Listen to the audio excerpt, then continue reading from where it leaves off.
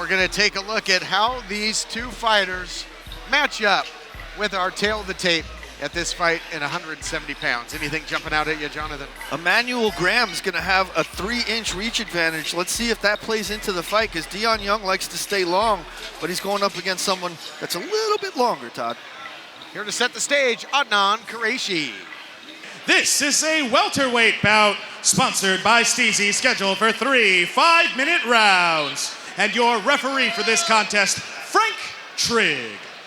Introducing first, fighting out of the blue corner, from Lancaster, California, representing Brothers, standing 6 foot 1 inches tall and weighed in at 172 pounds. He is making his professional mixed martial arts debut tonight. This is the Disciple, Emmanuel Graham.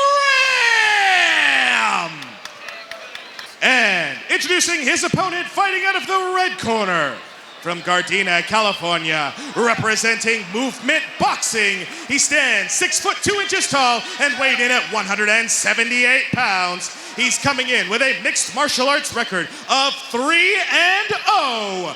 This is Westside, Dion Young! Stage is set. Good look at Westside Dion Young, who has endured some hardship lately. He said he was living out of his car. His coach was sick. He was training on his own in the gym. Ended up having to get a hotel room just, to prepare for this fight and have a warm place to sleep. Despite the fact that he's 3-0 and everything's been going his way, but we'll see if that rents. And he's spacing his head as he takes on the Disciple, Emmanuel Graham. Frenetic pace to start, a little bit of a scramble here. Dion brings the fight to the mat like he said he would. Graham only 19 years of age, out of Las Vegas, Nevada, originally here out of California. And again, just such a tough draw for Graham's professional debut. Dion hammering the midsection of Emmanuel Graham. Graham trying to walk off the cage to try to improve his position here, but he's actually going the wrong way. He wants to get his back to the cage.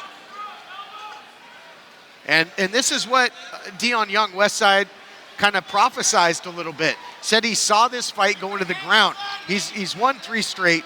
He's won them all by knockout. Said he wants to show his skills. He's getting a chance to do it here, Jonathan, utilizing heavy pressure and ground control and side control. Yeah, he's working out of side control here. He landed a nice elbow there on the inside. Now he's got Emmanuel Graham pinned up against the cage here. But again, he wall walks the wrong way. He wants to get his back to the cage so he can use that to get back to his feet. Short elbows there by Westside Dion Young, who's executing that cage control thus far. Having his way thus far with Emmanuel Graham. If you're Graham, what can you do to better your position here? Try and get something going. He's got to create a scramble if he's in the middle of the cage. You can't either get to the cage and get back up using it to wall walk, or if you're going to stay in the middle of the cage, get active with your hips, start using your legs to create some space. Try to get back to your feet any way you can here. You do not want to be on the bottom with Dion Young dropping elbows on your head. Yeah, he hasn't eaten a ton of punishment yet, his Graham, and now tries to butt scoot. We'll see if he can get back to his feet, but